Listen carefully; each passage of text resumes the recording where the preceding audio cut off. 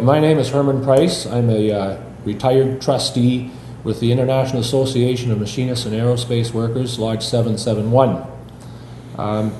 Today we had a march in downtown Fort Francis. We had quite a number of retirees show up.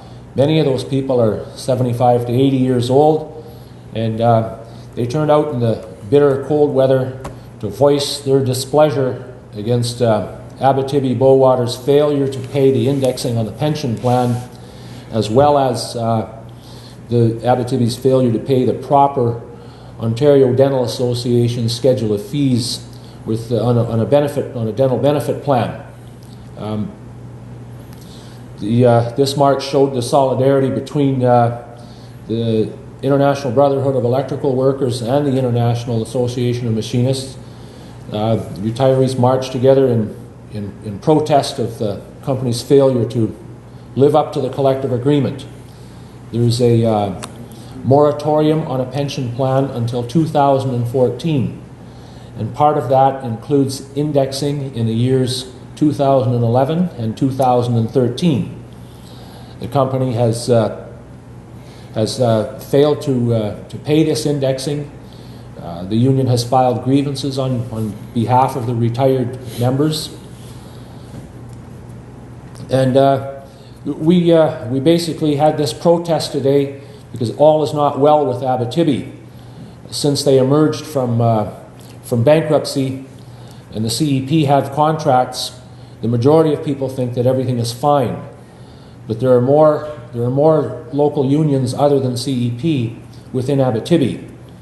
They have yet to have contracts with the International Association of Machinists and the IBEW, and they're imposing things on those unions that ought not to be imposed until a collective agreement is signed.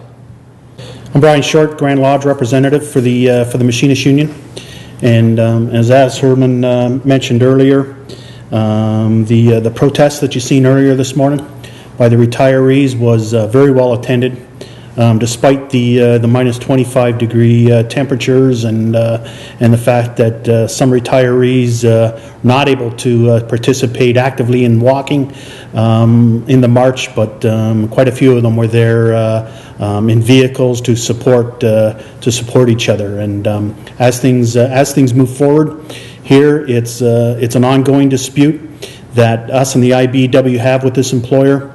And basically, it was to let the town of Fort Francis know that just because this company has exited out of CCAA, just not all is well, as a lot of people may very well have been made to believe. There's still numerous issues that our members face, our retirees face, as do the members and retirees of the IBEW. This company has chose not to live up to an agreement that we reached back in 2006, which is basically what's been denoted as the biomass agreement, whereby some issues from the next round of pattern bargaining were to be carried over and included into our collective agreement and the IBEW's collective agreement.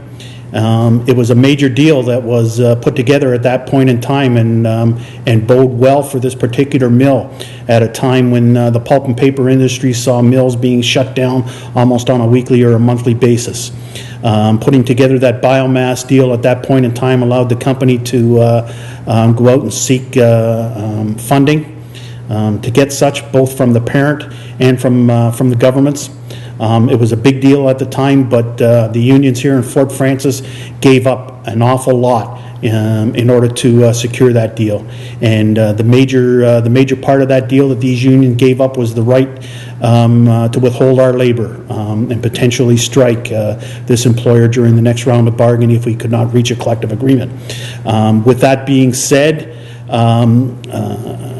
the members and retirees and executives of these unions feel as though this employer is slapping them in the face now when taking the position that they are taking, that we're just simply not interpreting the biomass deal correctly. We know what the biomass deal says. We negotiated the biomass deal, and we know exactly what it says. It's just simply a matter of it's no longer good enough for this employer. They want to get out of this deal. They want to get out of their commitments to this deal, and we're going to hold them, hold their feet to the fire, and we're going to hold them to it. And that means protecting the pension plan that these guys have negotiated. These retirees put a lot on the line over the years to negotiate the pension plan that they enjoy, that the current members enjoy, and all we're after is to seek to protect that and to keep this employer honest and make them live up to the agreements that were negotiated back in 2006 that they seem to no longer want to be a part of.